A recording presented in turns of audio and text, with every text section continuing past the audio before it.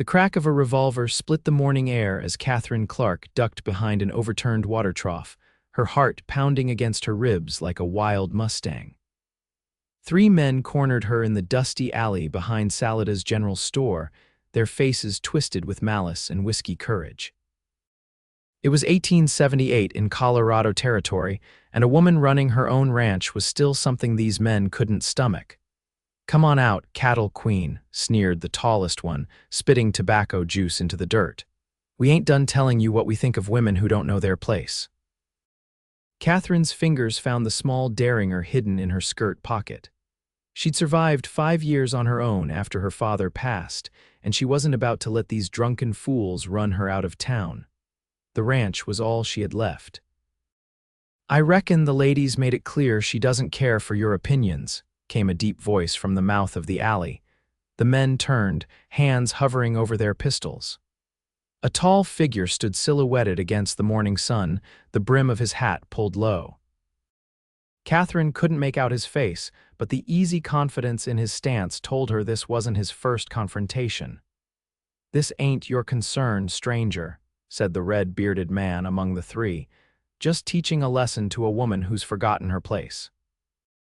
The stranger stepped forward, and Katherine saw him clearly now, a lean, weathered man with dark eyes that missed nothing. He wore simple trail clothes, dusty from the road, but moved with the fluid grace of someone who knew how to handle himself in a fight. "3 against 1 doesn't seem like much of a lesson," he said. "More like cowardice." The tallest man drew his pistol, but the stranger was faster. In a blur of motion, the newcomer's boot connected with the man's wrist, sending the gun flying.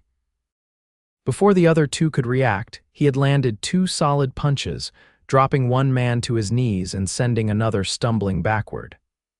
"Now," said the stranger, his voice dangerously soft, "I suggest you fellas reconsider your educational methods." The tallest one, nursing his wrist, glared with hatred. "You've made a mistake. Do you know who we ride with?" "Don't much care," the stranger replied, "but I know bullies when I see them." The red-bearded man spat blood into the dirt. "This ain't over."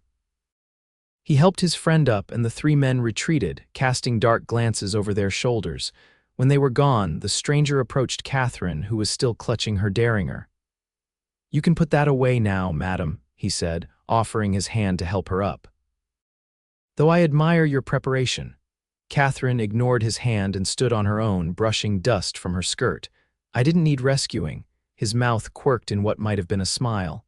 "No, madam, I don't expect you did, but 3-to-1 odds aren't favors I'd wish on anyone." Now that the danger had passed, Katherine took a proper look at her unexpected ally.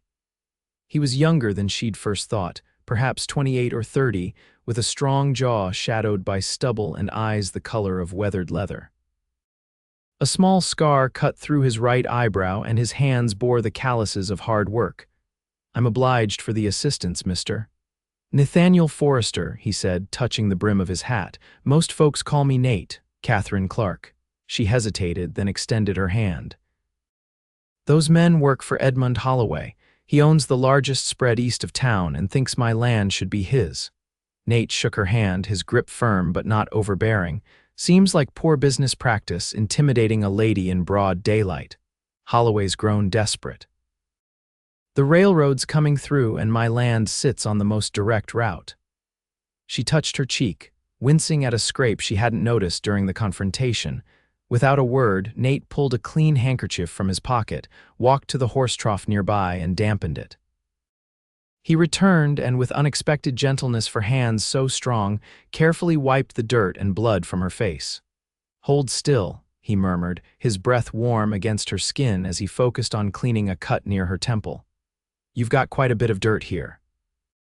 Katherine remained motionless, startled by the tenderness in his touch. It had been years since anyone had shown her such care.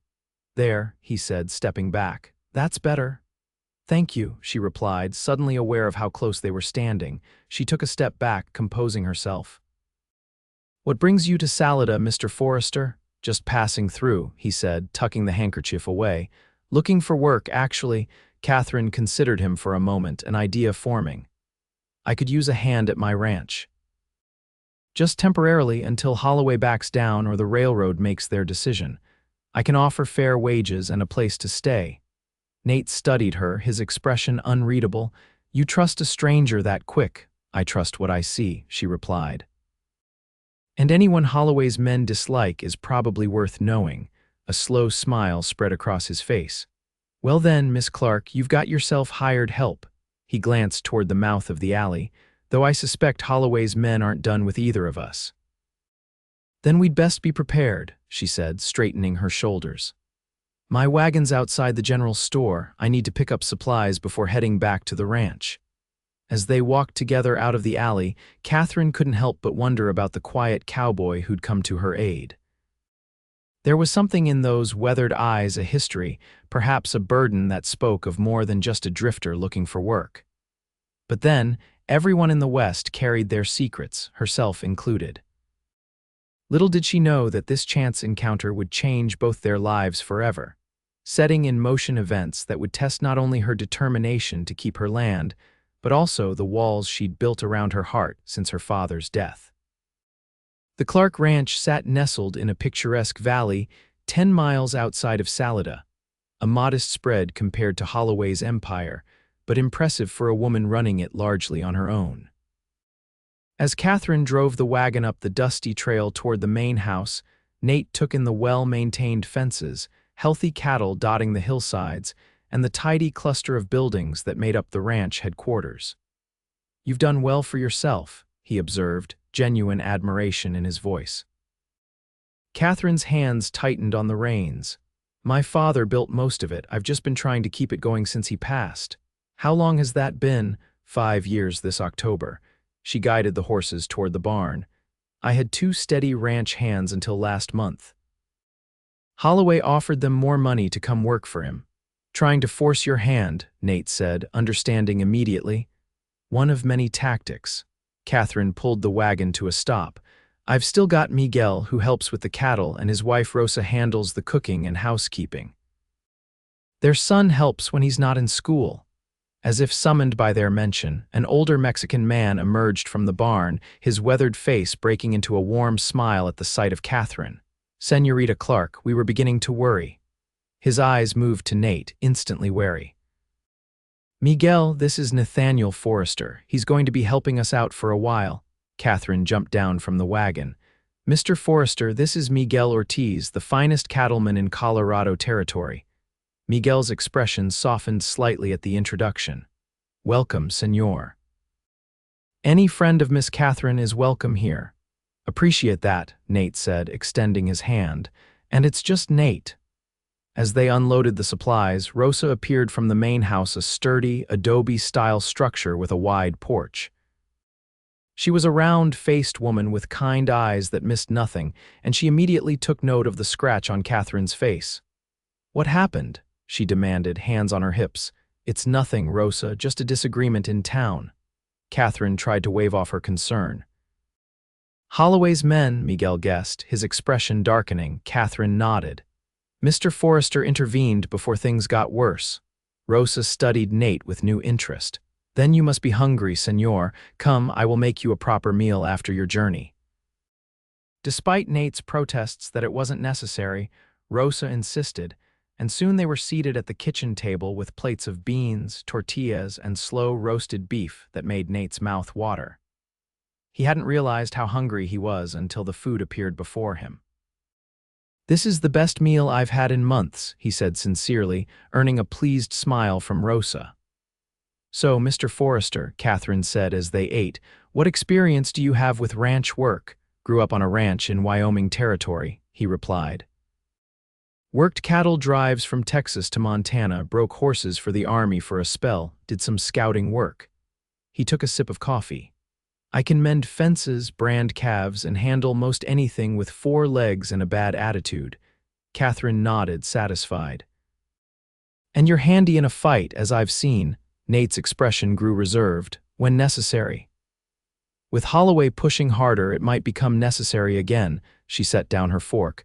"I should be clear, I'm not hiring you as a gun hand. This is honest ranch work. But Holloway's men have been known to cause trouble, and I won't pretend it's not a concern." "I understand." Nate's eyes met hers directly. I don't go looking for fights, Miss Clarke, but I won't shy away when the fight comes looking for me or those I work for." Something in his steady gaze reassured her. This wasn't a man who enjoyed violence, but neither would he back down from it when principles were at stake. "Fair enough," she said. "Miguel will show you where you can bunk and the rest of the property after we finish eating."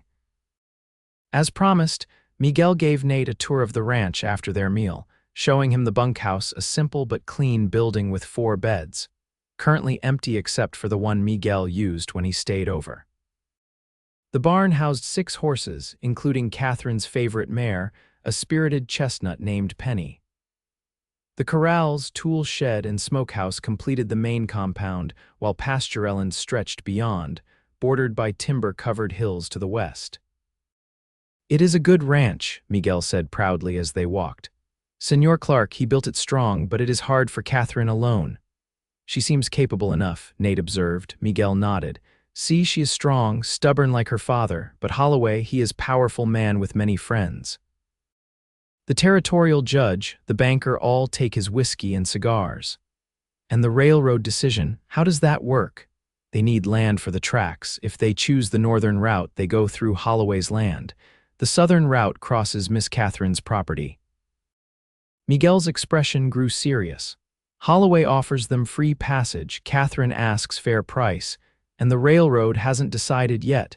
The survey team returns next week with final recommendation. Miguel tapped the side of his nose, but word in town says they favor the southern route. Better grade for the trains, less building cost. Nate understood now why Holloway was escalating his intimidation. If the railroad chose Catherine's land and paid her for the right-of-way, she would have enough money to hire more hands and expand her operation. Holloway stood to lose not only the potential railroad money but also his dominance in the valley. "Miss Clarke mentioned you have a son," Nate asked, changing the subject. Miguel's face brightened. "See Tomás, he is 15, smart boy. Katherine pays for his schooling in town." Pride filled his voice. "He will be first in our family to read law books, maybe become lawyer someday." They returned to find Katherine on the porch, reviewing a leather-bound ledger. She looked up as they approached, and Nate was struck again by her composure. In town, facing 3 threatening men, she'd shown no fear. Here on her own land, there was a quiet confidence about her that was compelling. "Miguel, could you check on the north pasture fence? Hernandez mentioned yesterday it might need repairs before we move the herd next week." "Of course, señorita." Miguel nodded to Nate before heading toward the stables. Katherine closed her ledger and stood. She changed into more practical ranch clothes denims, a simple cotton shirt and sturdy boots. Her auburn hair was pulled back in a practical braid, highlighting the clean lines of her face. Without the dust and fear of their first meeting, Nate could better appreciate her features' intelligent green eyes that seemed to see right through pretense, a determined chin, and a mouth that looked like it might smile more under different circumstances. "I presume Miguel showed you where you'll be staying," Nate nodded. "Yes, madam, it's more than adequate. Good." She gestured toward the barn. "I thought we might start with the broken wheel on the hay wagon. It needs to be fixed before harvest." For the rest of the afternoon, they worked side by side repairing the wagon. Nate was impressed by Katherine's knowledge and skill. This was clearly no genteel lady playing at ranch management. She knew every aspect of the operation and worked as hard as any man he'd seen. As the sun began to set, painting the western sky in brilliant oranges and pinks, they stood back to admire their handiwork. "That should hold," Nate said, wiping sweat from his brow. Katherine nodded, satisfaction evident in her expression. "Thank you. That would have taken me twice as long alone. Happy to help. That's what you hired me for, isn't it?" A ghost of a smile touched her lips. "Indeed." They walked back toward the main house together, the cooling evening air a relief after the day's heat. "May I ask you something, Mr. Forrester?" Katherine said suddenly. "Seems fair since you're employing me. Why did you step in this morning? Most drifters avoid trouble, especially other people's trouble." Nate was silent for a moment, considering. "My mother taught me that there are moments when a man has to decide what kind of person he wants to be. Standing by while 3 men threaten a woman doesn't speak well to character. Your mother sounds like a wise woman. She was, he said quietly. Died when I was 16. Fever took her. I'm sorry, Catherine's voice softened. My mother passed when I was 12. It's not an easy thing. Their eyes met in shared understanding before Katherine looked away as if caught being too familiar. Rosa will have supper ready soon, she said, reverting to her businesslike tone. You're welcome to eat with us in the house, or she can bring food to the bunkhouse if you prefer. I'd be honored to join you, Nate replied. That evening marked the beginning of a new routine at the Clarke Ranch. Days filled with hard work mending fences, checking on cattle, repairing buildings that had been neglected while Katherine struggled to manage alone. Nate proved himself invaluable, tackling each task with quiet efficiency and offering suggestions that showed his experience. Katherine found herself warming to his presence. Unlike many men she'd encountered, he never questioned her authority or undermined her decisions. He treated her with respect not as a fragile woman, but as the ranch owner and his employer. A week passed without incident, and Katherine began to hope that perhaps Holloway had decided to back off. But as she and Nate rode the eastern boundary of her property one morning, checking fence lines, that hope was shattered. They crested a small rise to find 3 of her best cattle lying dead in the grass, their throats cut. A crude message had been carved into a fence post nearby. Sell or worse comes. Katherine's face went pale, then flushed with anger.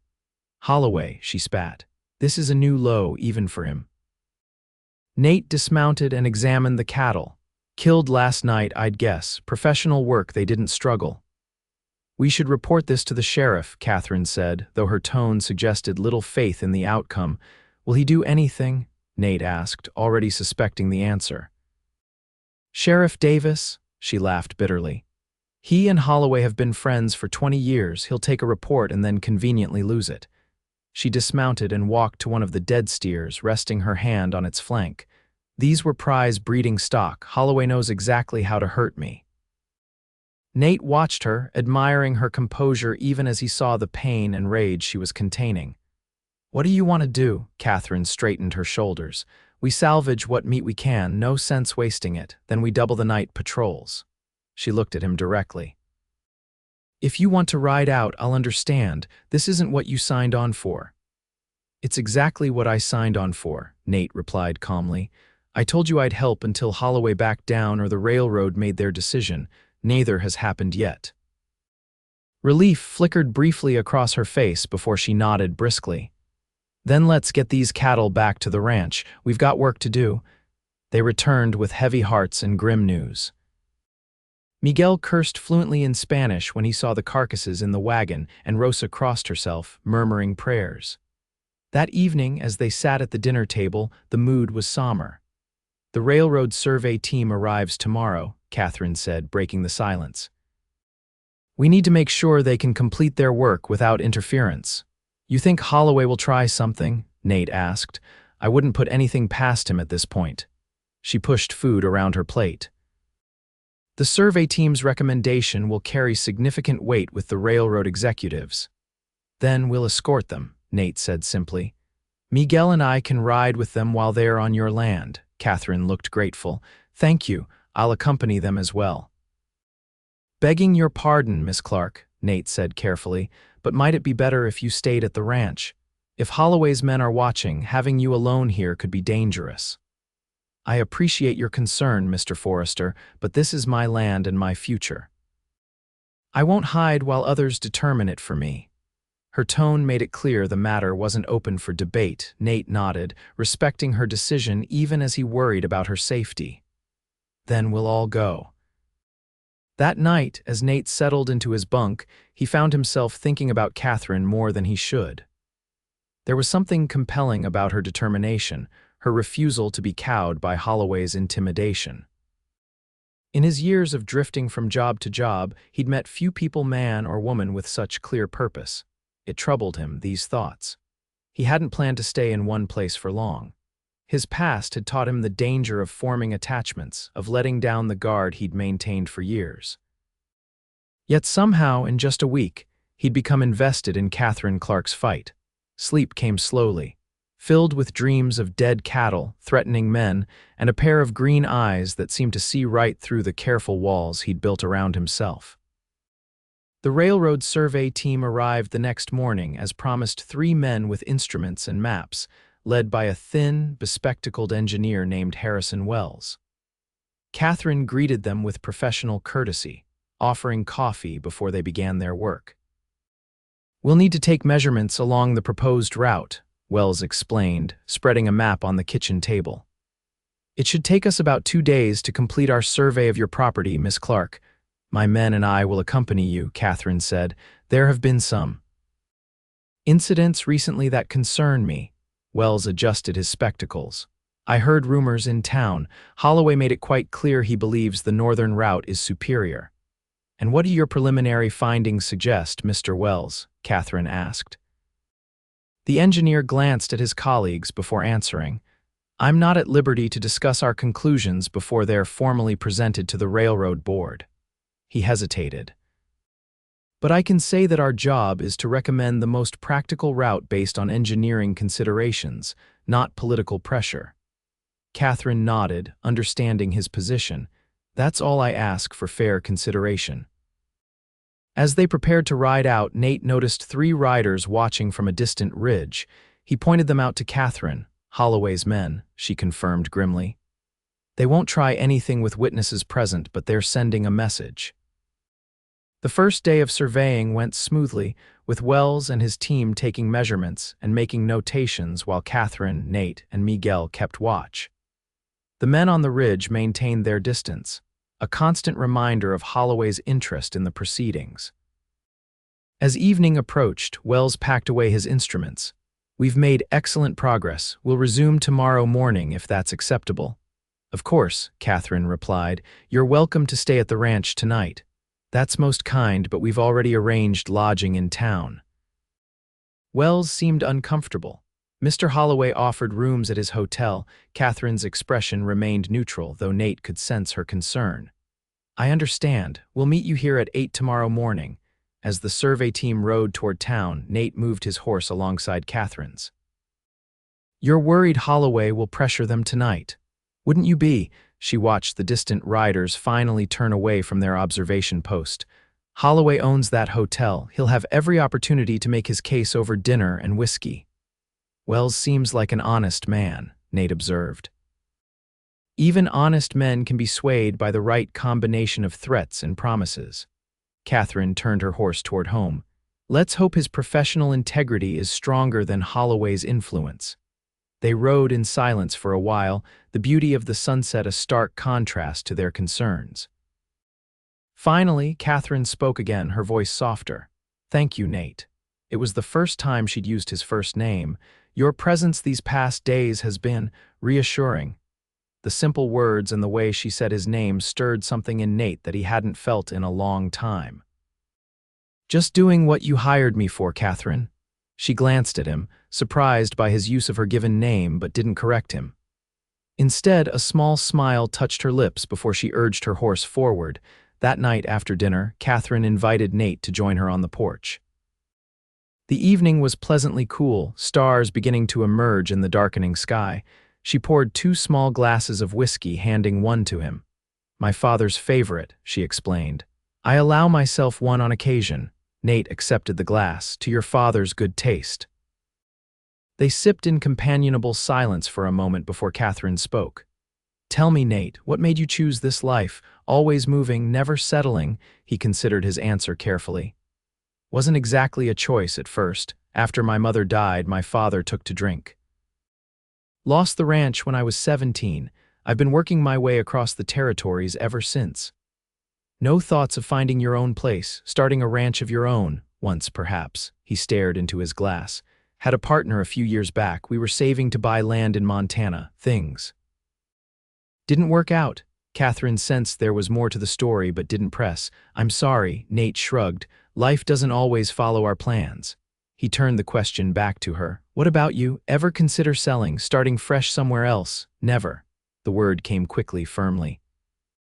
This land was my father's dream. He came west with nothing, worked for years saving every penny. My mother died helping birth me, so it was just the two of us. Her voice softened with memory. He taught me everything: how to ride, rope, shoot, how to run this ranch.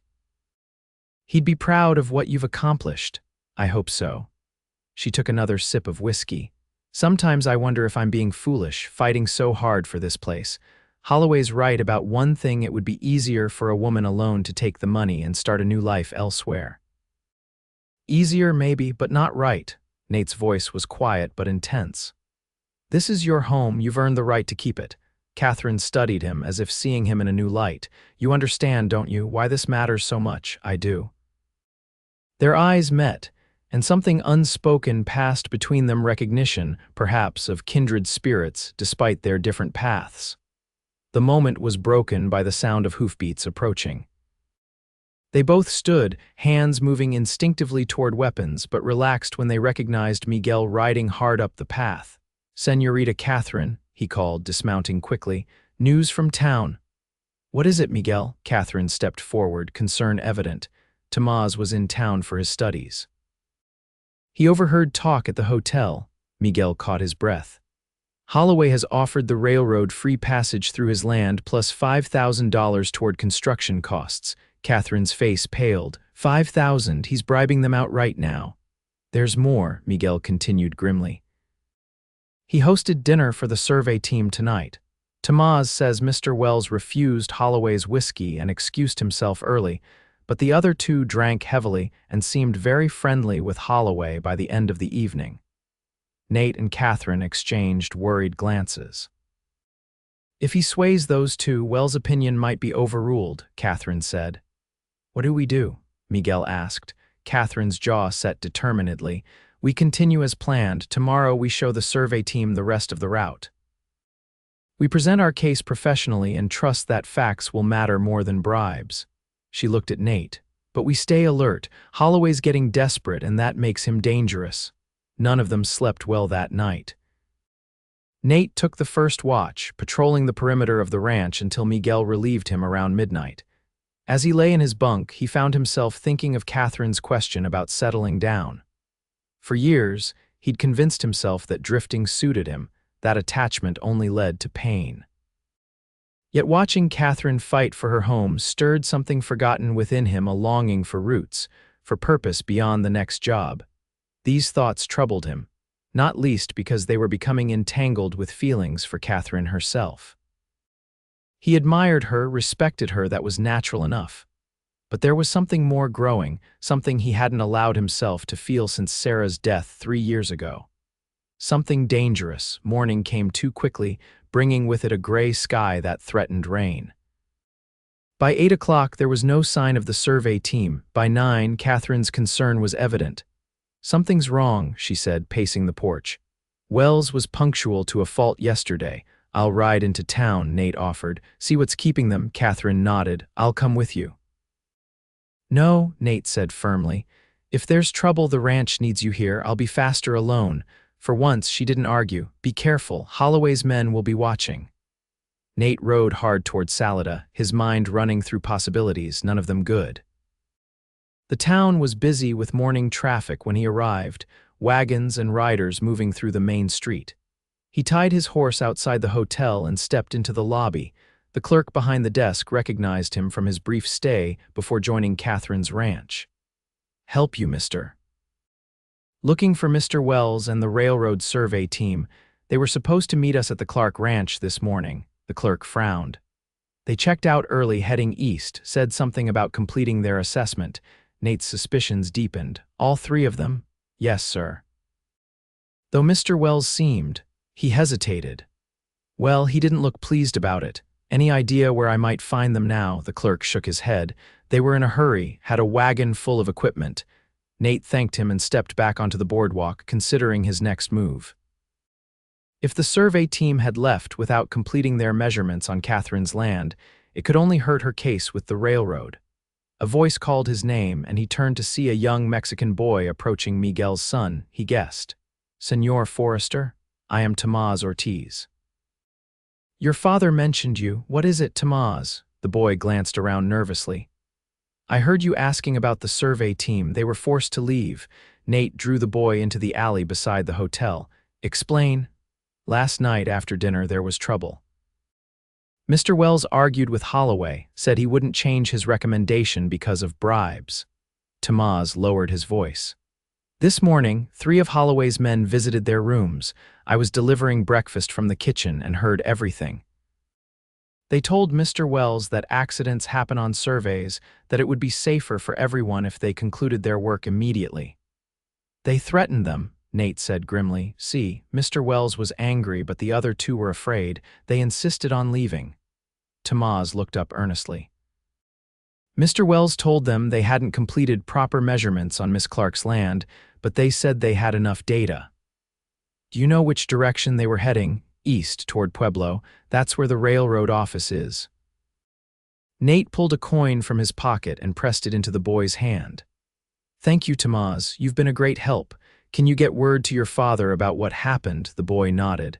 I can ride out after school. Good, tell him I've gone to find the survey team. As Tamaz hurried away, Nate considered his options.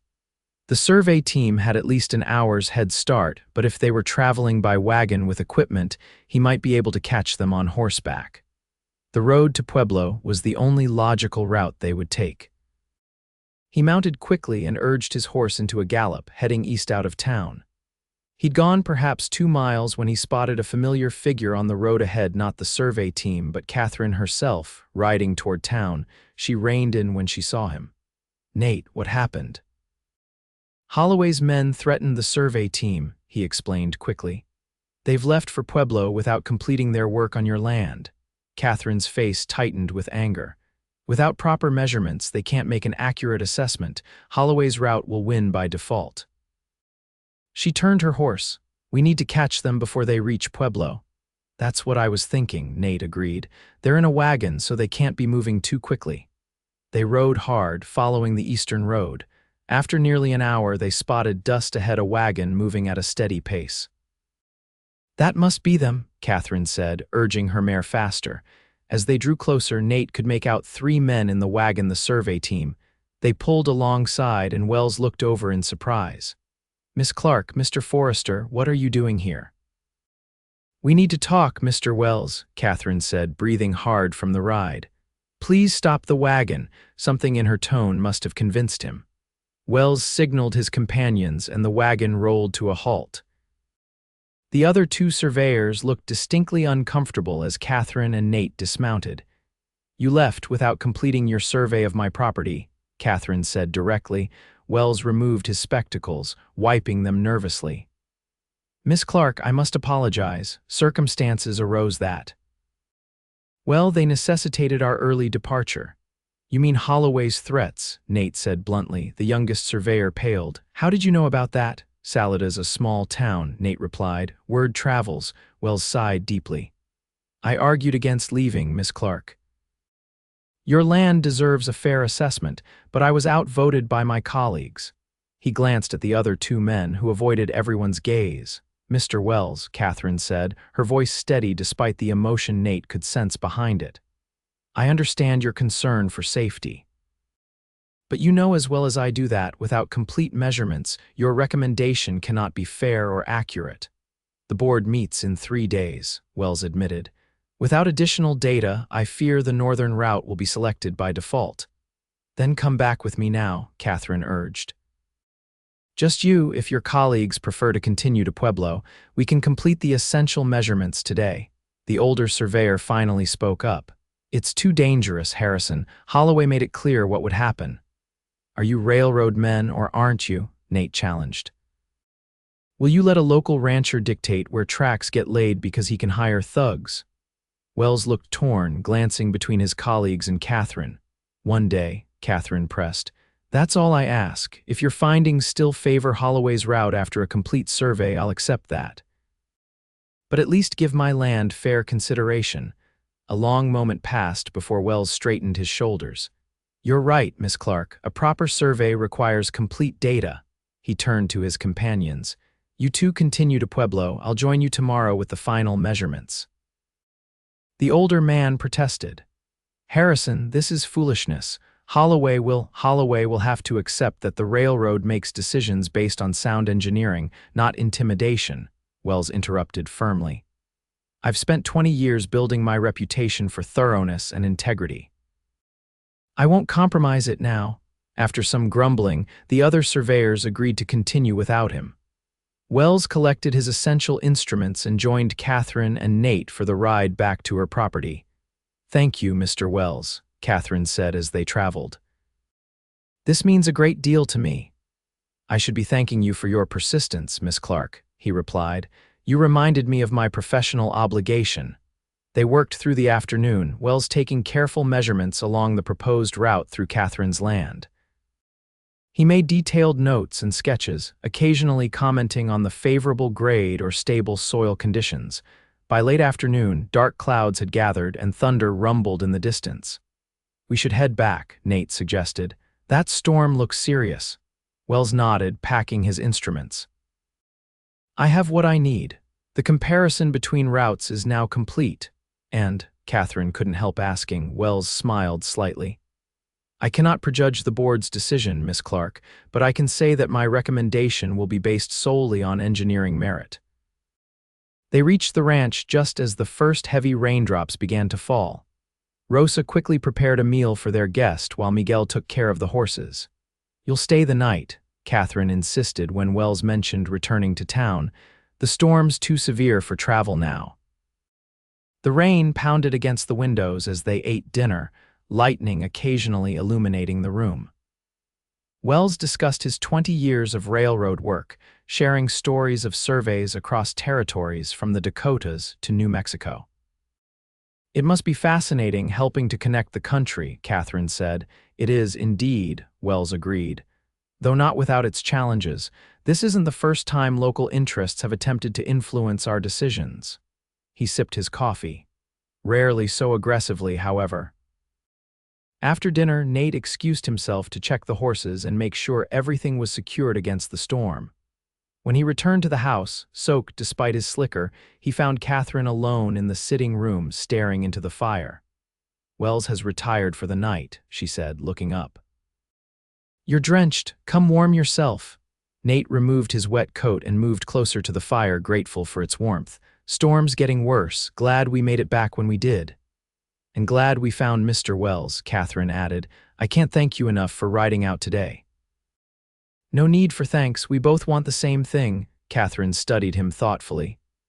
"Do we? What exactly do you want, Nate Forrester?" The directness of her question caught him off guard. He looked into the flames, searching for an honest answer. "Right now." "To see you get fair treatment from the railroad, to help you keep your ranch safe." "And after that, when this is resolved one way or another," Nate met her gaze. "I haven't thought that far ahead. Haven't you?" Her voice was soft, almost challenging. Something shifted between them in that moment, an acknowledgement of the current that had been building since that first morning in the alley. "Katherine," Nate began, but was interrupted by a frantic knocking at the door. They both jumped up. Katherine grabbed the rifle that hung above the fireplace as Nate drew his revolver. Cautiously, she opened the door to find Tamaz standing there, drenched and breathless. "Tamaz, what are you doing out in this storm?" She pulled him inside. "Holloway's men," he gasped. "They are coming." "Many riders," Nate tensed. "How many? How far?" "6, maybe 7. They were at the crossroads when I saw them. I cut across the fields to warn you." The boy shivered, both from cold and fear. "They had rifles." Katherine's face hardened. "They know Wells is here. They're coming to stop him from completing his survey." "Or to make sure he doesn't deliver it," Nate said grimly. He turned to Tamaz. "Where's your father?" "In town with my mother. It is her sister's birthday." Nate calculated quickly. "The crossroads is 4 miles out. In this rain, they'll be slowed, but not for long." He looked at Katherine. "We need to get Wells to safety." Katherine nodded, already moving toward the guest room. "I'll wake him. Tamaz, go to the kitchen and dry yourself by the stove." Within minutes, Wells was up and dressed, his face grave as they explained the situation. "I should have expected this," he said. "Holloway isn't a man to leave things to chance. We need to get you and your survey notes away from here," Katherine said. "If they destroy your work, all of this has been for nothing." Nate moved to the window, peering through the rain-streaked glass into the darkness. Too late for that. They're coming up the road now. Through the curtain of rain, they could make out the glow of lanterns approaching 6 or 7 riders, just as Tamaz had said. The back door, Katherine decided. Nate, if you take Wells through the orchard, you might be able to circle around to the East Trail. It will lead you to the main road toward Pueblo. What about you? Nate asked, not liking the plan. I'll handle Holloway's men, she said firmly. This is my ranch. No, Nate's voice was quiet but unyielding. I won't leave you to face them alone. There isn't time to argue, she insisted. Wells spoke up. What about the survey notes? That's what they're after, Nate thought quickly. Tamaz, can you ride in this weather? The boy nodded. Si, senor, I know these trails even in darkness. Good, Nate turned to Wells. Give your notes to Tamaz. He'll take them to his father in town while we create a distraction here. Wells hesitated only briefly before retrieving his leather satchel. He handed it to Tamaz. These must reach the railroad office in Pueblo. Can you do that, young man? Yes, sir. Tamaz took the satchel solemnly. I will not fail. Katherine led the boy to the back door, giving him quick instructions. They watched as he disappeared into the rain, heading for the barn where a horse waited. Now we buy him time, Nate said, checking his revolver. Katherine nodded, her expression resolute. Holloway's men won't expect resistance. They think it's just me and an engineer here. Let's use that to our advantage, Nate suggested. Wells, stay inside, away from windows. Katherine and I will greet our visitors. They positioned themselves strategically, Katherine by the front window with her rifle, Nate to the side of the door with his revolver. The riders had reached the yard now, their lanterns casting eerie shadows through the rain. Clarke, a voice bellowed over the storm, send out the surveyor. Katherine and Nate exchanged glances. She called back. State your business, trespassing on my property in the middle of the night. Don't play games, woman. The leader urged his horse closer. We know Wells is here. Holloway wants a word with him. At gunpoint, Katherine challenged. That's some conversation. Nate recognized the man's voice, the tall one from the alley in town. He whispered to Katherine, That's Frank Miller, Holloway's foreman. She nodded, having recognized him too. Miller, I suggest you and your men leave now, she called out. Mr. Wells is under my protection. Laughter came through the rain. Protection from you. Another voice joined in. The only thing you're good at protecting is your virtue, Clarke, though we hear that's negotiable too. White-hot anger flashed across Katherine's face at the insult. Before Nate could stop her, she fired a warning shot over the men's heads. The riders scattered, cursing. That's your only warning, she shouted. The next one counts. You've made a mistake, Clarke, Miller yelled. Get them, boys. The men dismounted, seeking cover around the yard. 2 headed for the barn, while others circled toward the back of the house. They're splitting up, Nate observed. Trying to surround us. Katherine's jaw set determinedly. I won't let them take my home. A shot shattered the front window, sending glass spraying across the room. Katherine ducked, then returned fire, hitting one of the water barrels a rider had taken cover behind. The man yelped as water and splinters showered him. Nate moved to the side window, spotting 2 men trying to reach the back door. He fired twice, forcing them to retreat behind the woodpile. Wells, he called, barricade the back door with whatever furniture you can move. The engineer hurried to comply, dragging a heavy sideboard across the kitchen floor. The gunfight continued for several tense minutes, neither side gaining an advantage. Nate and Katherine were careful with their ammunition, making each shot count, while Holloway's men fired more freely, perhaps hoping to intimidate them into surrender. We need to end this before someone gets killed, Nate said during a lull in the shooting. Katherine nodded grimly. Agreed. But how? A sudden flare of light from the direction of the barn answered her question. One of Holloway's men had set fire to the structure, flames licking upward despite the rain. The barn, Katherine's face paled with horror. The horses. Stay here, Nate ordered, but Katherine was already moving toward the door. Those are my animals, she said fiercely. I won't let them burn.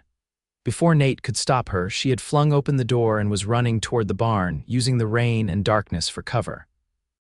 Cursing under his breath, he followed, firing at the shadowy figures to provide covering fire. A bullet whizzed past his ear as he ran, another kicking up mud at his feet. He saw Katherine reach the barn door and disappear inside. Seconds later, he joined her in the smoke-filled interior.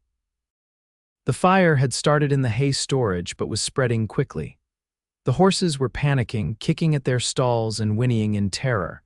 "Get Penny," Katherine called, already working to free one of the draft horses. "I'll handle the others."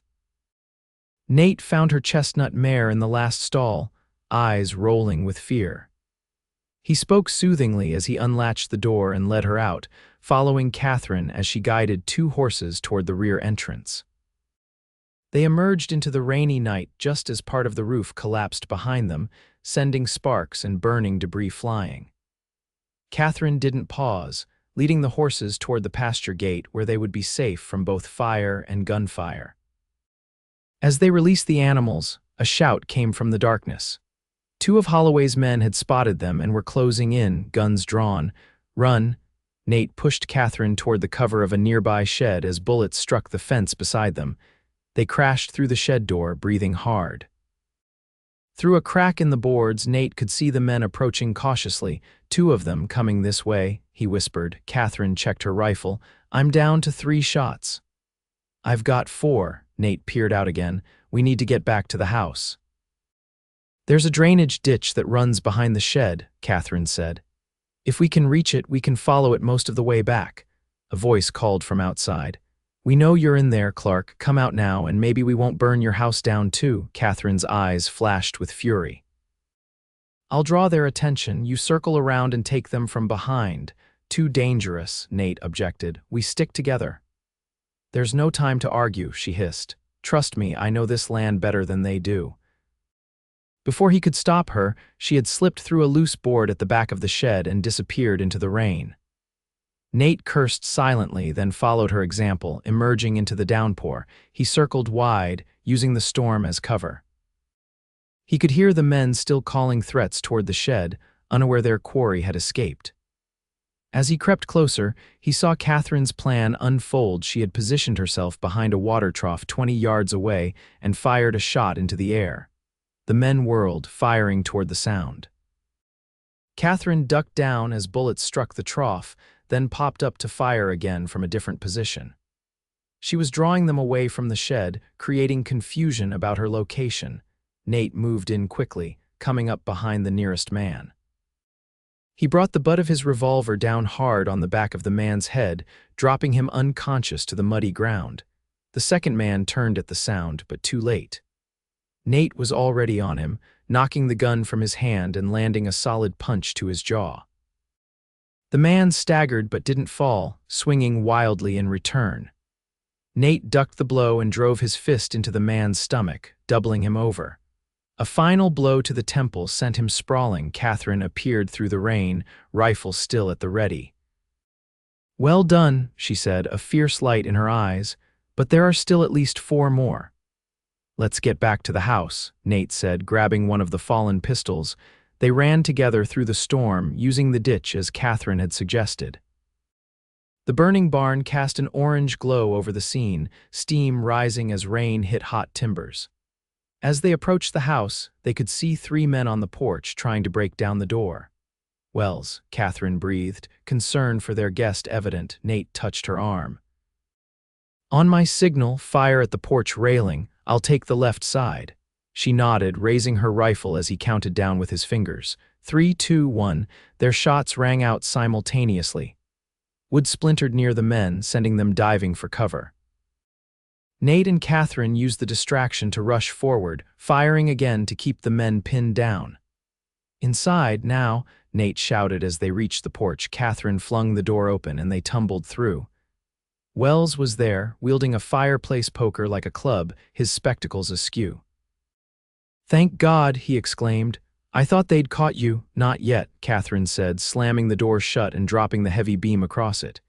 "Is everyone still out there?" "As far as I can tell," Wells confirmed, "though it's hard to see much in this rain."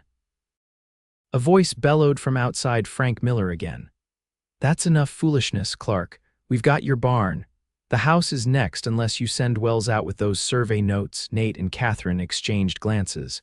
If Tomás had gotten away, the notes were already on their way to Pueblo. But Miller didn't know that. "Give us a minute to discuss your offer," Nate called back, buying time. "You've got 3 minutes," Miller responded. "Then we start shooting again." Wells looked at them anxiously. "What do? We stall," Katherine said decisively. "Tomás has had almost 20 minutes. If he reached the East Trail, he should be well on his way to town by now." Nate nodded. "We need to keep them occupied until help can arrive." He glanced at Wells. "Do you have anything with you that looks like survey notes, papers, maps, anything?" Wells thought for a moment, then nodded. "My personal journal. It has some sketches and numbers, though nothing official." "Perfect," Nate said. "Get it." While Wells retrieved his journal, Nate outlined his plan to Katherine. "I'll tell them we're sending Wells out with the notes. When they see him, they'll focus on him, giving us a chance to flank them." Katherine frowned. "It's too risky for Mr. Wells." "Not if he doesn't actually go out," Nate explained. "We'll make it look like he's coming out, but then create a distraction." Wells returned with his journal. "Will this do?" "It's perfect," Nate assured him. "Now, here's the plan." When Miller's 3 minutes were up, Nate called out, "We're sending Wells out with the notes. Hold your fire." "Smart decision," Miller shouted back. "Send him out alone, hands visible." Nate positioned Wells at the window, making sure he was visible but protected. In his hands, Wells held the journal, clearly displayed. "Ready?" Nate asked Katherine, who had moved to the side window with her rifle. She nodded grimly. "Ready." Nate opened the front door slightly. "He's coming out now. No shooting." As the door opened wider, Wells stood framed in the doorway, journal held high. All eyes outside focused on him exactly as Nate had hoped. "Now," he yelled. Katherine fired through the side window, shattering a lantern one of the men was holding. As oil spread and flames erupted, confusion broke out among Holloway's men. Nate pushed a table through the front door, creating a barrier, then began firing rapidly over it. Wells ducked back inside as the men returned fire, bullets splintering wood around them. The burning oil had created a wall of flame on one side of the yard, further disorienting their attackers. "They're breaking," Katherine called, spotting 2 men running for their horses. A sudden shout came from the road, new voices, multiple riders approaching. For a moment, Nate feared Holloway had sent reinforcements, but then he recognized Miguel's voice among them. "Señorita Katherine, we are coming." Miller heard it too. "Retreat, back to town," he ordered his remaining men. The sound of galloping horses filled the air as Holloway's men fled, just as Miguel arrived with the sheriff and several townsmen. Katherine rushed outside, heedless of the rain or potential danger. "Miguel, thank God," the older man dismounted, concern etched on his weathered face. "Tomás reached us in town. Is everyone safe?" "We're all here," she assured him, though her eyes went to the smoldering remains of her barn with undisguised sorrow. Sheriff Davis approached, looking uncomfortable. Unlike his usual confident swagger, he seemed almost sheepish. "Miss Clarke." "Seems there's been some trouble here," Katherine's eyes flashed. "Trouble? Edmund Holloway's men attacked my ranch, burned my barn, and tried to kill us. I'd call that more than trouble, Sheriff." Davis shifted his weight, not meeting her gaze. "Now, I ain't saying it wasn't wrong what happened here, but proving who did what in a storm like this." "I can identify every man," Wells said firmly, stepping forward. Frank Miller was leading them. "As a representative of the Western Union Railroad, I will be filing a formal complaint about this interference with official railroad business." The sheriff paled slightly at this. Railroad complaints went to federal authorities, beyond his control or Holloway's influence. "I see," he said slowly. "Well, in that case, I'd best take statements and see about tracking down Miller and his boys." As the sheriff and townsmen spread out to secure the property and check for any remaining threats, Nate moved to Katherine's side. She stood staring at the ruins of her barn, rain mingling with the tears she was too proud to acknowledge. Without a word, he removed his bandana and gently wiped the soot and water from her face, just as he had cleaned the dirt away that first day in town. Her eyes met his, vulnerability showing through her usual strength. "I'll rebuild it," she said softly. "All of it." "I know you will," he replied, "and I'd like to help if you'll let me." Something shifted in her expression surprise, followed by a warmth that had nothing to do with the recent fire. "You're planning to stay, if you'll have me," he said simply. "I think I've been drifting long enough." Before she could respond, Wells approached them. "Miss Clarke, Mr. Forrester. I can never thank you enough for what you've done tonight." "Did Tomas get away with the survey notes?" Katherine asked. Wells smiled. "Indeed he did. Your young friend is quite remarkable. He's with his mother in town now, safe and sound. The notes are on their way to Pueblo with a trusted courier." "And your recommendation?" Nate couldn't help asking. The engineer adjusted his spectacles. "After tonight's events, I can assure you that my report will reflect not only the superior engineering aspects of the southern route through Miss Clarke's property, but also the ethical considerations of dealing with honest landowners versus those who resort to intimidation." Katherine's relief was visible. "Thank you, Mr. Wells." "No, thank you both," he replied sincerely. "Men like Holloway have bullied their way across this territory for too long. It's time someone stood against them." He glanced between them with a knowing look. "And I suspect together, you two make a rather formidable team." As Wells walked away to give his statement to the sheriff, Nate and Katherine stood close together in the rain, the chaos of the night slowly settling around them. Without thinking, Nate reached for her hand, surprised when she didn't pull away but instead intertwined her fingers with his. "He's right, you know," she said softly. "We do make a good team." Nate smiled. "Is that a job offer, Miss Clarke?" "Perhaps something more," she replied, a new certainty in her voice. And there, surrounded by the aftermath of violence, with rain washing away soot and blood, something new began to take root between them, a promise as steady and true as the land they had defended together. The days following the attack brought significant changes to the Clarke Ranch and to Salado itself. Word spread quickly about Holloway's men burning the barn and attacking Katherine and her guests.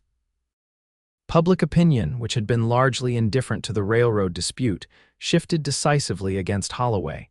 Sheriff Davis, recognizing the changing winds, finally showed some backbone.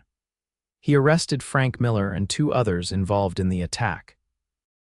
The remaining men had fled the territory, fearing similar consequences.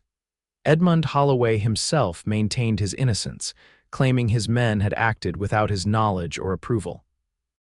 Few believed him, especially after Wells filed his official report with the railroad, detailing both the superior engineering aspects of the southern route and the intimidation tactics used to prevent his assessment.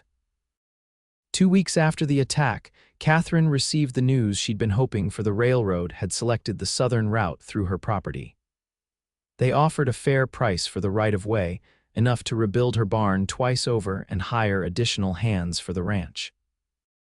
The morning the contract arrived, Katherine found Nate in the partially reconstructed barn, working alongside Miguel and several men from town who had volunteered to help rebuild. She watched him for a moment, appreciating the easy way he directed the work while still doing more than his share of the heavy lifting. "Nate," she called. A moment, he looked up, wiping sweat from his brow, and nodded. "Take a break, fellas," he told the others before joining her outside. "It came," she said simply, holding up the railroad contract. "They've chosen our route." Nate's face broke into a rare, full smile. "I knew they would. It was the right decision." Wells included a personal note, she added, unfolding a smaller paper. "Justice occasionally prevails in this wild country of ours. Your courage reminds me why I chose this profession, to build something lasting for good people." "Wise man," Nate commented. Katherine looked at the barn, then across her property to the hills beyond. "I couldn't have done this without you, Nate. You'd have found a way," he said honestly. "You're the most determined woman I've ever met," she laughed softly. "Perhaps, but I'm glad I didn't have to." Her expression grew more serious. "The railroad payment will come through next month. I'll be able to pay you handsomely for your help these past weeks." Something flickered in Nate's eyes, disappointment, perhaps, that she was still thinking of his presence as temporary.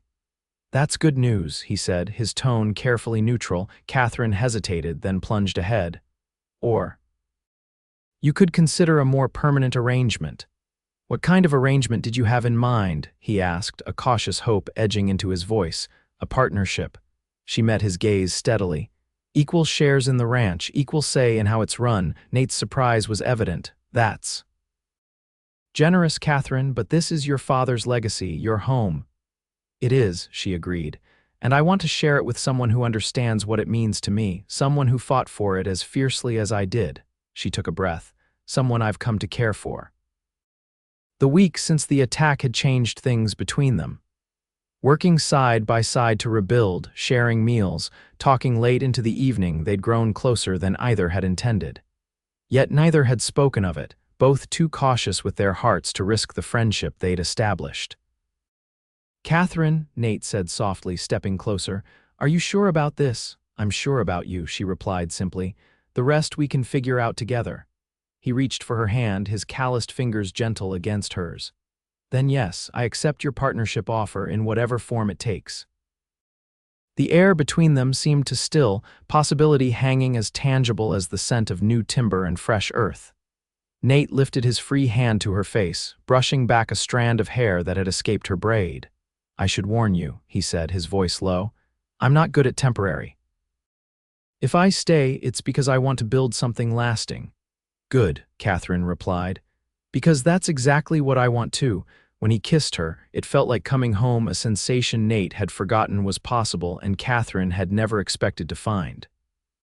It was gentle at first, tentative, but deepened as years of loneliness and guarded hearts gave way to something new and hopeful. They broke apart at the sound of whistles and applause from the barn, where Miguel and the other workers had paused to witness the moment. Catherine laughed, a blush coloring her cheeks, while Nate simply grinned and gave a mock bow to their audience.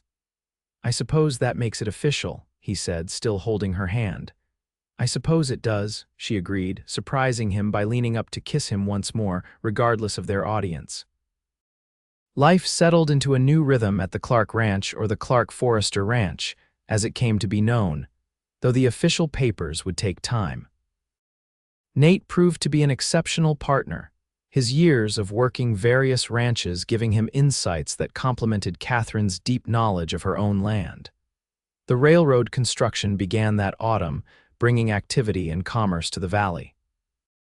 Catherine negotiated skillfully, ensuring the railroad's presence benefited her operation rather than hindered it. A small depot was established at the edge of her property, making it easier to ship cattle to eastern markets. Edmund Holloway, his influence diminished after the failed attack, sold his ranch 6 months later and moved east. The community breathed easier without his oppressive presence, though Catherine harbored no illusions that similar men wouldn't emerge to take his place. The West was still wild, still being shaped by those with vision and determination. On a crisp morning in early December, Nate found Catherine on the porch, wrapped in a shawl against the cold, watching the first railroad ties being laid across the eastern section of their land. "Penny for your thoughts," he said, handing her a cup of coffee. "Just thinking about my father," she replied, accepting the cup gratefully. "He always believed the railroad would transform this valley, said it would bring progress, opportunity." She smiled. "He would have enjoyed seeing this day." "He'd be proud of how you fought for it," Nate said, leaning against the porch railing beside her. "I think he would have liked you," she mused. "He always said I needed someone as stubborn as I am." Nate laughed. "High praise indeed." He hesitated, then reached into his pocket. "I have something for you." "What's the occasion?" she asked, curious. "No occasion," he said, suddenly looking nervous. "Just felt like the right time." He handed her a small wooden box, beautifully carved with an intricate pattern of wildflowers. Catherine opened it carefully to find a simple gold ring nestled inside. "Nate," she breathed, looking up at him with wide eyes. "I know we already agreed to a partnership," he said, words coming faster now, "but I was hoping you might consider making it official in every way." He took a deep breath. "Katherine Clarke, would you do me the honor of becoming my wife?" For a woman who never lacked for words, Catherine found herself speechless. She looked from the ring to Nate's face, seeing there the same steadfast reliability that had drawn her to him from the start, now mixed with an undisguised love that still amazed her. Yes, she said finally, her voice stronger than she expected. Yes, I will. His smile was radiant as he took the ring from the box and slipped it onto her finger. It fit perfectly, as if it had been made for her. It was my mother's, he explained softly, the only thing of hers I kept all these years. Katherine felt the weight of that gift, not just the ring itself, but the history and meaning behind it. I'll treasure it always, she promised. They were married 2 weeks later in Salada's small church, with Miguel and Rosa as witnesses and Tomás proudly serving as ring-bearer. The town turned out for the celebration afterward, many still grateful for the couple's stand against Holloway's tyranny. Harrison Wells sent a telegram from Denver, where he now supervised multiple railroad projects. Congratulations, Stop Partnership officially approved. Stop, may your joint venture bring prosperity and happiness. Stop Wells. Winter settled over the valley, bringing quiet days and long evenings by the fire. Katherine and Nate used this time to plan for the ranch's future new breeding stock in the spring, an expanded vegetable garden, perhaps even apple trees along the South Ridge. They worked well together, their different experiences creating a balance neither had known before. When they disagreed, which was inevitable given their strong personalities, they learned to listen to each other's perspective, to find solutions that incorporated both their visions. And at night, they discovered a different kind of partnership, one of tenderness and passion that healed old wounds and created a bond stronger than either had dared hope for. Katherine found in Nate's arms the acceptance and respect she'd always craved, while he discovered in her a love that didn't demand he change who he was at his core. Spring came early that year, bringing new life to the ranch. The rebuilt barn housed healthy calves, the fields turned green with promise, and the railroad tracks gleamed in the sunshine, carrying opportunity to and from the valley. On a warm April morning, Katherine stood at the corral, watching Nate work with a young colt. His patience with the animal was remarkable, his movements calm and deliberate as he built trust with the nervous creature. She placed a hand on her stomach, still flat but harboring a secret she'd confirmed with the doctor in town yesterday. New life, new beginnings, it seemed fitting for this season of growth. When Nate finished with the colt, he joined her at the fence, dust clinging to his clothes and a satisfied smile on his face. He's coming along nicely, should be ready to ride by summer's end. You have a gift with horses, she observed, patient but firm. Traits I'm still working on with humans, he quipped, earning a laugh from his wife. Katherine took his hand, suddenly nervous about sharing her news. Nate, there's something I need to tell you. He turned to her, instantly alert to the change in her tone. What is it? Is everything all right? Everything is wonderful, she assured him, squeezing his hand. But our partnership is about to expand. She placed their joined hands over her stomach. We're going to have a baby. Nate stared at her for a moment, processing her words. Then his face transformed with a joy so pure it took her breath away. A baby, you're sure? She nodded, tears of happiness threatening. Dr. Morgan confirmed it yesterday. He thinks sometime in late October. October, Nate repeated, awe in his voice. He pulled her gently into his arms. A baby, he said again, as if the word itself was miraculous. Are you happy? She asked, though his expression left little doubt. Happy doesn't begin to cover it, he said, kissing her tenderly. I never thought I'd have this, a home, a wife I adore, and now a child. He rested his forehead against hers. Thank you, Katherine. For what? She asked, smiling through tears. For fighting those men in the alley, he said seriously. For hiring me when you had every reason to be suspicious. For believing in me when I'd stopped believing in myself. Katherine touched his face, tracing the scar through his eyebrow that she'd come to love as part of him. And thank you, Nathaniel Forrester, for fighting for a woman you didn't know, for washing the dirt from my face, and for staying when staying wasn't easy. They stood together in the spring sunshine, the ranch thriving around them, their future stretching out with possibilities neither could have imagined that fateful morning in Salada. The West was still wild, still harsh in many ways, but they had carved out something precious amid its challenges, a partnership founded on respect, strengthened by adversity, and transformed by love. As if to cement the moment in memory, a train whistle sounded in the distance, progress and opportunity approaching their land, just as Catherine's father had predicted. But it was the life they were building together, the family they were creating, that truly represented the promise of this frontier. Not just survival, but a chance to thrive. Not just a living, but a life worth the struggles it took to secure it. And as autumn approached, bringing golden light to the valley and the promise of new life, the Clarke Forrester Ranch stood as testimony to what determination, courage, and love could build in this wild, beautiful country. On a crisp October morning, with leaves turning gold on the cottonwoods along the creek, Katherine gave birth to a son. They named him Thomas James Forrester Thomas after Tamaz, whose bravery had helped save the ranch, and James after Catherine's father, whose dream had started it all. As Nate held his son for the first time, looking down into eyes that somehow already seemed to hold his wife's determination, he knew that the long road of drifting had led him exactly where he was meant to be. Here, with Katherine and their child on land they had fought for and would pass down through generations, he had found not just a home but a legacy. And as for Katherine, watching her husband cradle their son with those same gentle hands that had once washed the dirt from her face, she knew that some battles were worth every ounce of struggle.